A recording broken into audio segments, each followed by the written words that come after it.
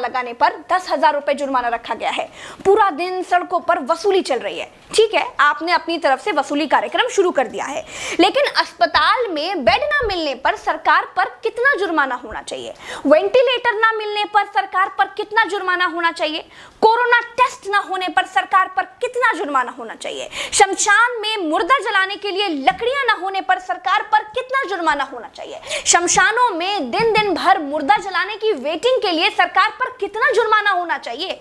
जितने मंत्री और ये मुख्यमंत्रियों ने बंगाल से कोरोना लाकर फैलाया है, उन पर कितना जुर्माना होना चाहिए? बंगाल में बिना मास्क महीने भर से घूम रहे नेताओं पर पर डे के हिसाब से कितना जुर्माना होना चाहिए?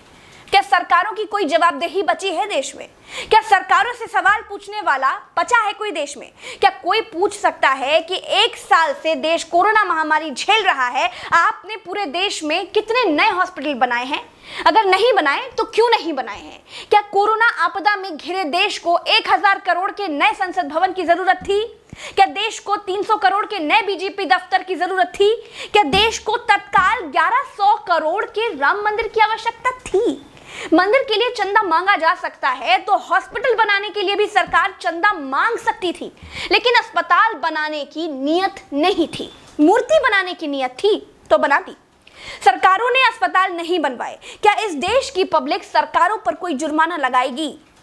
क्या कोरोना आपदा में देश को कुंभ सजाने की आवश्यकता थी?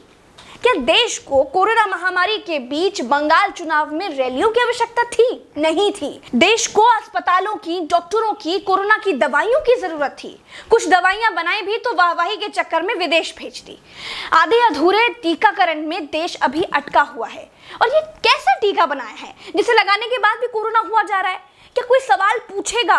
चीन ने कोरोना को फैलाया और पूरी तरह से कंट्रोल कर लिया। अपनी जीडीपी में रिकॉर्ड बढ़ोतरी कर ली। चीन से सब कुछ तो ले ही लिया है, सीख भी ले लो। देश में सब आत्ममुग्धता के शिकार हैं। सबको अपनी अपनी तारीफ चाहिए। कुछ ने तारीफ के लिए तो फौज पाल रखी है, और जिनका मन फौज से भी नहीं भरता है, उन्होंने तारीफ के लिए सूचना और जनसंपर्क विभाग बना दिए हैं। गाते रहिएगा ना, जनता का बैंड तो ऑटोमेटिक बज ही रहा है।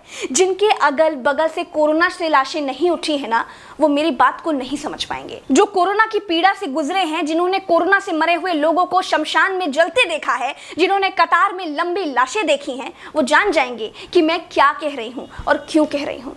चलते हैं। राम राम, जय हिंद, दुआ सलाम।